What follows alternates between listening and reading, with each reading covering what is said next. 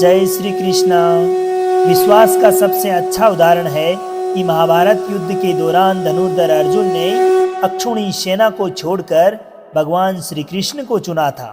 तो दोस्तों, आज के इस वीडियो में हम जानेंगे कि श्रीमद् भगवत गीता जी के 8वें अध्याय से हम क्या सीख सकते हैं। हमारे जीवन में कौन सी शिक्षाएं और कौन से अच्छे विचार हैं जो श्रीमद् भगवत गीता जी के 8वें अध्याय से हमें जानने को मिलते हैं। तो दोस्तों, इससे पूर्व के वीडियो में श्रीमद् भगवत गीता के 7वें अध्याय में हमने जाना कि भगवान किस प्रकार से इस संसार को चलाते हैं। कौन से भक्त हैं जो भगवान को अति प्रिय होते हैं।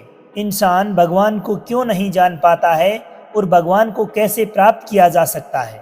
इसी क्रम में श्रीमद् भगवत गीता के 8वें अध्याय में आज हम जानेंगे कि ईश्वर क्या हैं और उनको कैसे प्राप्त किया जा सकता है। देवता कौन है, ये संसार कैसे चलता है तथा क्यों हमें आज से ही अपने लक्ष्य को प्राप्त करने के लिए कठिन परिश्रम में लग जाना चाहिए।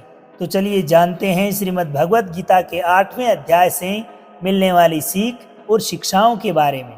यह अध्याय संक्षेप में कुछ शब्दों और अवधारणाओं का वर्णन करता है जिनका उपनिषदों में विस्तार पूर्वक वर्णन किया गया है। इसमें यह भी उल्लेख किया गया है कि मृत्यु के पश्चात आत्मा का गंतव्य निर्धारण किस प्रकार से होता है, यानी हमारे शरीर का त्याग करने के पश्चात आत्मा कहाँ और कैसे जाती है। साथ ही हम यह भी जानेंगे कि जिस समय हम अपनी देह का त्याग करते हैं उस समय यदि भगवान का स्मरण करते हैं तब हम निश्चित रूप से परमात्मा को पा लेंगे। इसलिए अपने दैनिक कार्यों को संपन्न करने के साथ साथ हमें सदैव उनकी विशेषताओं, गुणों और दिव्य लीलाओं का चिंतन भी करना चाहिए। जब हम अनन्य भक्ति से अपने मन को पूर्णतः भगवान में तल्लीन कर लेते हैं तब हम भौतिक आयामों से परे आध्यात्मिकता के क्षेत्र में प्रवेश करते हैं।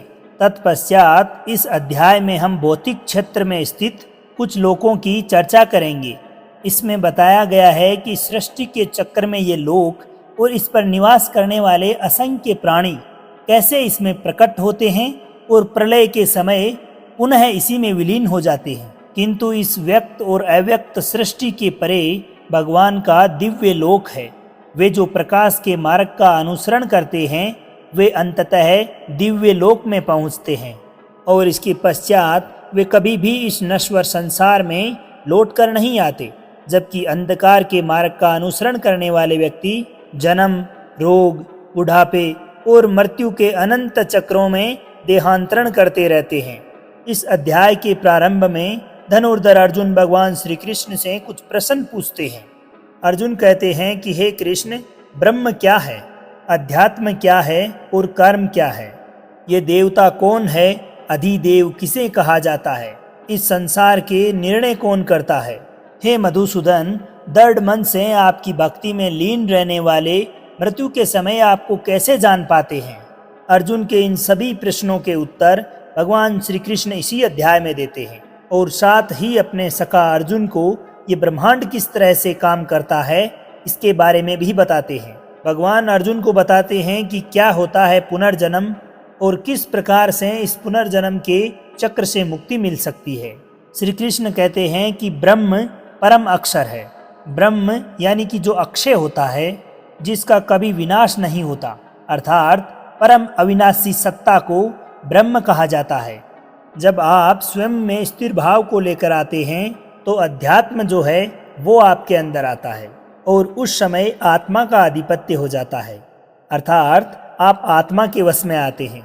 इससे पहले हम सब माया के आधिपत्य में रहते हैं, माया के वश में रहते हैं।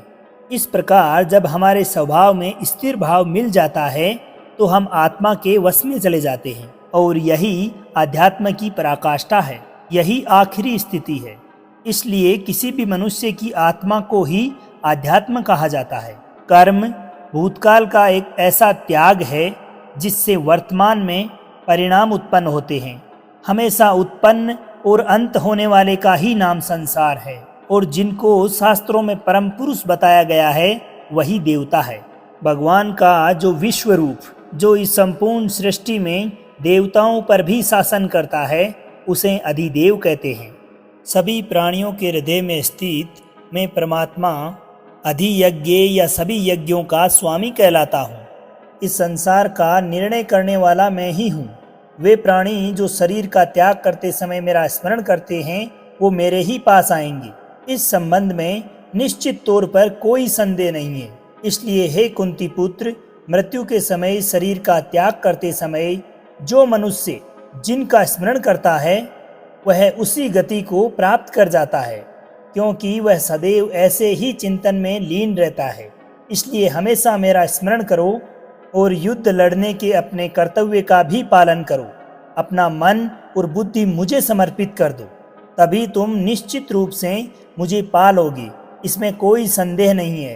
हे पार्थ, जब तुम अविचलित भाव से मन को मुझ पुरुषोत्तम भगवान के स्मरण में लीन करते हो तब तुम निश्चित रूप से मुझे पा लोगे। जो लोग सदैव मेरा स्मरण करते हैं, मेरा ध्यान करते रहते हैं, वो आसानी से मेरे पास आ जाते हैं। उनके सारे दुख और परेशानियां तथा जीवन मृत्यु का चक्र हमेशा हमेशा के लिए समाप्त हो जाते हैं। यहाँ पर एक बात अत्यंत महत्वपूर्ण है कि भगवान कहते हैं कि अंतिम समय में, मृत्यु के समय मनुष्य जिस जिस भाव का स्मरण करता है, चिंतन करता है और उसी स्मरण के साथ इस शरीर को त्याग देता है, वह उसी को ही प्राप्त हो जाता है। अर्थात अपने अंत समय में हम जिस चीज़ का स्मरण करते हैं, जिसका नाम स्मरण करते हैं, जिस वस्तु के बारे में सोचते हैं, हमारी आत्मा उसी में विलीन हो जाती है। तब तो ये बहुत आसान है कि हमें सदैव परमात्मा का ही स्मरण करते रहना चाहिए। इसलिए अंतिम समय में भी जब हम परमात्मा का ध्यान करते रहेंगे, उन्हें याद करते रहेंगे, तो निश्चित रूप से हमारी आत्मा परमात्मा में लीन हो जाएगी और हम हमेशा हमेशा के लिए इस जीवन मृत्यु के चक्र से छुटकारा पा लेंगे। इसीलिए भगवान श्री कृष्ण कहते हैं कि आप अपने अंतिम समय में जब आपके प्राण जाने वाले हो, आप भगवान को याद कर लीजिए, आप निश्चित रूप से भगवान को मिल जाएंगे। परंतु वास्तविकता यह है दोस्तों कि ऐसा होता नहीं है, क्योंकि मनुष्य जीवन भर जिस चीज़ का अभ्यास करता है वही चीज़ उसे स्मरण रहती है और अंतिम समय में भी वही उसके स्मरण में आता है। ईश्वर का अगर आपने ध्यान नहीं किया, मनन नहीं किया, कभी भक्ति नहीं की, तो ऐसा नहीं हो सकता कि अंतिम समय में आपके मुख पर, आपके आचरण में, आपके स्मरण में ईश्वर का नाम आएगा। इसलिए अगर आप ऐसा चाहते हैं तो आपको पहले से ही अपने जीवन पर्यंत ईश्वर का नाम रटते रहना चाहिए, उनका स्मरण करते रहना चाहिए, तभी यह संभव हो पाएगा दोस्तों। क्योंकि अंत समय में भी वही विचार हमारे समक्ष आते हैं जिनका हमने जीवन भर अभ्यास किया होता है। इसीलिए भगवान श्री कृष्ण अपने सखा धनुर्धर अर्जुन को कहते हैं कि हे अर्जुन, तुम निरंतर मेरे नाम का अभ्यास करो, मेरा चिंतन करते रहो, जिससे कि तुम अंत काल में मेरा ही स्मरण करोगे और मुझे याद करोगे और मुझे ही प्राप्त हो जाओगे। आगे श्री कृष्ण कहते हैं कि मुझे प्राप्त होने के पश्चात वो महान आत्माएं फिर पुनः इस संसार में जन्म नहीं लेती, जो कि अनित्य और दुखों से भरा हुआ है, क्योंकि वे पूर्ण सिद्धि को प्राप्त कर चुकी होती है। अर्जुन, इस भौतिक सृष्टि के सभी लोकों में, यहाँ तक कि ब्रह्मा के उच्च लोक तक तुम्हें पुनर्जन्म प्राप्त होगा। परंतु हे कुंती पुत्र, मेरा धाम प्राप्त करने के पश्चात फिर आगे पुनर्जन्म नहीं होगा। हे अर्जुन, इस भौतिक सृष्टि के सभी लोकों में, ब्रह्मा के उच्च लोक तक तुम्हें पुनर्जन्म ही प्राप्त होगा। परंतु हे परंतप, मेरा धाम प्राप्त करने के पश्चात फिर आगे पुनर्जन्म नहीं होता। ब्रह्मा का एक दिन इस पृथ्वी के 1000 युगों के बराबर होता है और एक रात भी 1000 युगों की होती है। ब्रह्मा के दिन की सुबह में ही संपूर्ण संसार का निर्माण होता है तथा रात के आरंभ में ये संसार पुनः ब्रह्मा में ही समा जाता है और प्रतिदिन ऐसा ही चक्र चलता रहता है। लेकिन जो मेरे परम भक्त होते हैं वो जल्दी ही इस चक्र से मुक्ति पा जाते हैं। हे अर्जुन, अब मैं तुम्हें वो 2 रास्ते बताऊंगा जिनसे होते हुए ही लोग या तो परम गति को प्राप्त कर जाते हैं या फिर इस संसार में वापस आ जाते हैं। जब सूर्य का प्रकाश रहता है, यानी शुक्ल पक्ष होता है और सूर्य उत्तरायण में होता है, तब शरीर छोड़ने वाले कर्म योगी मेरे पास हमेशा के लिए आ जाते हैं। इसके विपरीत जब रात्रि होती है, कृष्ण पक्ष होता है और सूर्य दक्षिणायन में होता है, उस वक्त जो कर्मयोगी शरीर का त्याग कर परलोक जाते हैं, वे परलोक में ही एक लंबे समय तक तरह तरह के आनंद सुखों का भोग करके वापस पुनः जन्म लेते हैं। केवल और केवल एक योगी ही इस रहस्य को जानकर सब कर्मों के फलों का मोह छोड़कर परम ब्रह्मा को प्राप्त हो जाता है। दोस्तों, जब आप मेडिटेशन में जाते हैं, साधना करने लगते हैं, तो आपके दिमाग में बहुत सारे थॉट्स आते हैं, इस प्रकार के विचार आते हैं, ऐसी ऐसी बातें आपके दिमाग में आने लगती है जिनका कभी आपने विचार ही नहीं किया हो, जिनका कभी आपने सोचा भी नहीं हो। उल्टे सीधे ख्याल आते हैं और एक के बाद एक विचार जुड़ता चला जाता है। आप अचानक यहाँ से किसी और दुनिया में चले जाते हैं। रिश्तेदारों से लेकर के, दोस्तों से लेकर के, ऑफिस की बातें सब एक साथ आपके दिमाग में घूमने लगती है। बस इसी से आपको युद्ध करना है। इन तमाम विचारों को आपको हटाना है और एकमात्र उस परम शक्ति परमात्मा का विचार लेकर आना है। इसीलिए भगवान श्री कृष्ण ने अर्जुन से कहा कि निरंतर चिंतन कर और युद्ध कर। आगे बढ़ते हुए भगवान श्री कृष्ण अभ्यास के तरीके को अथवा विधि को थोड़ा और स्पष्ट करते हैं।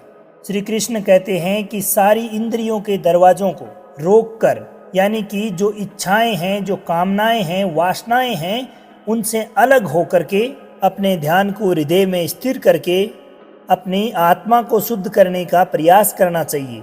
दोस्तों, इस अध्याय का हम अपने वर्तमान जीवन के हिसाब से इस प्रकार से अर्थ निकाल सकते हैं कि कोई भी हमारा वो लक्ष्य जिस पर हम हमेशा के लिए अपना नाम दुनिया के सामने लिखना चाहते हैं, प्रसिद्ध होना चाहते हैं, उसके लिए हमें बहुत कठिन परिश्रम करने की आवश्यकता होती है। क्योंकि जैसा कि भगवान श्री कृष्ण ने बताया कि ये संसार का चक्र बहुत बड़ा है, यहाँ लोग आते रहते हैं और जाते रहते हैं। लेकिन जिन लोगों को अपने जीवन में इस प्रकार का कुछ करके जाना है जिससे कि उनको उम्र भर दुनिया याद करे और वो हमेशा हमेशा के लिए इस दुनिया में अमर हो जाएं, तो उन लोगों को ज्ञान योगी या कर्म योगी बनना ही पड़ेगा। ब्रह्मा का जो एक दिन है, इसका मतलब है कि ये ब्रह्मांड बहुत पहले से है और बहुत आगे तक चलने वाला है, और इंसान की जिंदगी इस ब्रह्मांड के समक्ष बहुत छोटी है। इसलिए कहीं ऐसा ना हो कि आप अपने जीवन में केवल सपने संजो के बैठ जाओ और ब्रह्मा जी की शाम हो जाए।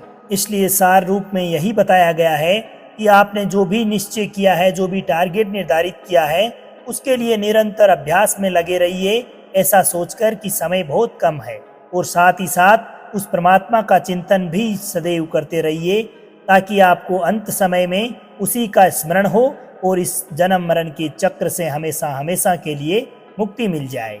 दोस्तों, उम्मीद है कि आपको ये वीडियो बहुत पसंद आया होगा। वीडियो को लाइक शेयर करके कमेंट में जय श्री राधे अवश्य लिखें। अब आज्ञा दीजिए आपके मित्र सांवर चौधरी को।